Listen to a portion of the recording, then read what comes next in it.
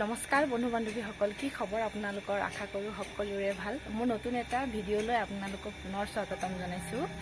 আৰু আপোনালোকে দেখা পাই আছে আজি বতৰটো ইমানেই বেয়া। আজি দিনটো ধৰি মানে কাপোৰ এৰাই নাই, পূৰা গাত লৈ আছোঁ আজি আৰু কাপোৰ। উপায় নাই, ঠাণ্ডা ইমান মাৰিছে।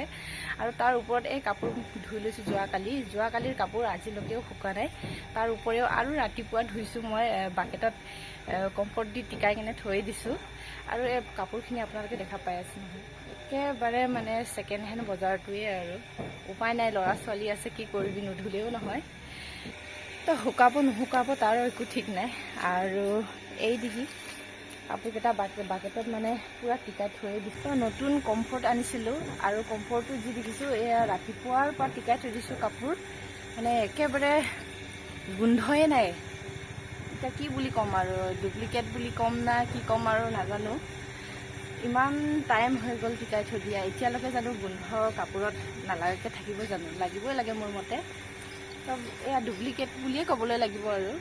আৰু দুপৰীয়াৰ ভাতকেইটাও এতিয়া বৰ্তমান বনাই আছোঁ। ল'ৰা ছোৱালীকেইটা যিহেতু দুপৰীয়া হ'লে ভাত খাবলৈ বিচাৰে। এই দালি বইল হৈ আছে, ফুলকবি দি দিছোঁ ডাঙৰকৈ, আৰু বন্ধাকবি ফালি দি দিছোঁ। মই বইলটো খাই খুব ভাল পাওঁ। আৰু এয়া চয়াবিন টিকাই থৈ দিছোঁ পানীত, আৰু ধুনীয়াকৈ বিলাহী কাটি থৈ দিছোঁ, লগত জলকীয়া ফালি থৈ দিছোঁ, পিঁয়াজ আৰু আদা নহৰু। আৰু এইটো আপোনালোকে কি কয় ক'বচোন, জনাবচোন কমেণ্টত। মই নিজেও নাজানো এয়া নামটো কি। যোৱা বুধবাৰে আনিছিলোঁ বনাই খাম বুলি, কিন্তু চব শিপা ওলালে, গজালি মিলিলে। এয়া পেলাই দিয়া বাহিৰে আৰু বেলেগ উপায় নাই, আৰু পেলাই দিম বুলি ভাবিছোঁ। তো আমাৰ কৰণাই কৈছে মাথা ঘূৰণি থকা মানুহবোৰে বোলে খাব নোৱাৰে, মাথা ঘূৰে। তো ভাবিলোঁ আৰু এনে খাই আৰু কিয় মাথা ঘূৰণি বেমাৰটো কৰি ল'ম। তো আৰু এদিকে মোৰ দালি বইল হ'লেই, আৰু এতিয়া বৰ্তমান মই বিলাহী আৰু চয়াবিন ভাজি আছোঁ। তো ভাত তৰকাৰী বনাই ৰেডি হৈ গ'ল, আৰু এতিয়া সন্ধিয়াৰ কাৰণে খৰি যোগাৰ কৰি আছোঁ। আৰু আপোনালোকক মই আগৰ ভিডিঅ'টোত কৈছোঁ নহয়, মানুহজনৰ কাৰণে মানে খুব অসুবিধা হয়।